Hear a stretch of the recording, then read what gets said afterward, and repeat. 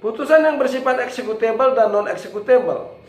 Eksekusi putusan adalah pelaksanaan putusan yang telah memiliki kekuatan hukum tetap atau inkrah van Heewsde, meliputi putusan pengadilan negeri atau pengadilan tingkat pertama yang dinyatakan diterima oleh pihak-pihak yang berperkara dan tidak lagi dilakukan upaya hukum banding dan atau upaya hukum dalam bentuk apapun.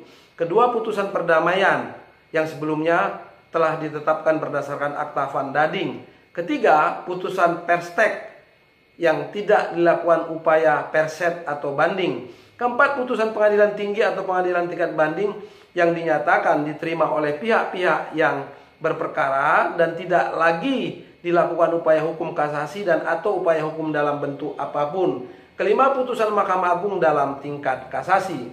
Pelaksanaan putusan pengadilan yang telah mempunyai kekuatan hukum tetap pada hakikatnya dapat dilakukan secara sukarela oleh pihak yang dihukum atau pihak yang dikalahkan oleh pengadilan.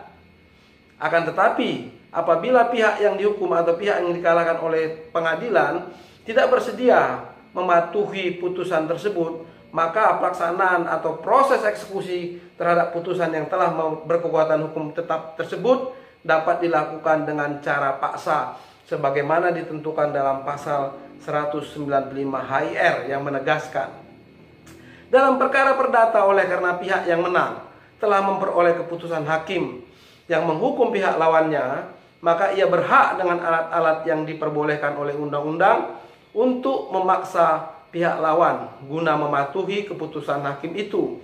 Hak ini memang sudah selayaknya, sebab kalau tidak ada kemungkinan untuk memaksa orang yang dihukum, maka peradilan akan tidak ada gunanya. Dalam hal ini, tidak ada jalan lain bagi pihak yang menang daripada menggunakan haknya itu dengan perantaraan hakim untuk melaksanakan putusan tersebut. Akan tetapi, putusan itu harus benar-benar telah dapat dijalankan, telah memperoleh kekuatan pasti.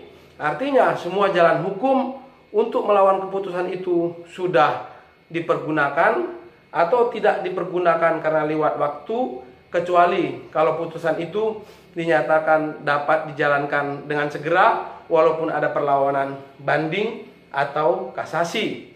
Agar dapat dieksekusi, maka putusan yang telah memiliki keputusan hukum tetap tersebut harus merupakan putusan yang bersifat kondemnatoir atau putusan yang memiliki amar menghukum pihak-pihak tertentu yang berperkara.